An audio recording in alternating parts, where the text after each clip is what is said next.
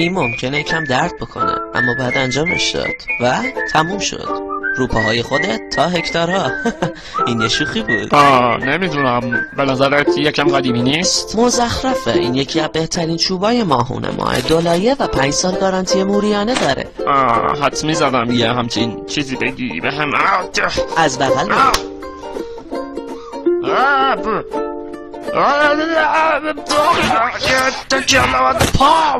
آخه دکتر، نیمه فلج بودم، زدی فلجم کردی.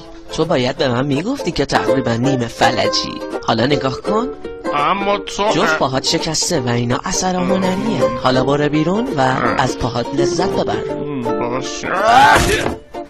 دست و پاهات ست شدن. چی بهتر از این میخوای مرد جوان؟ نه، حاضرم بمیرم دکتر، دیگه نمیتونم ادامه بدم، کلا فلج شدم. خب ما اینجا گزینه های دیگه ای هم داریم. یه گزینه هست که حتی میتونن به خاطرش مدرک دکتری معظم بگیرن و منو بندازنم زندان. متوجهی که پسر بد؟ هر چیزی دکتر، حاضرم هر کاری بکنم.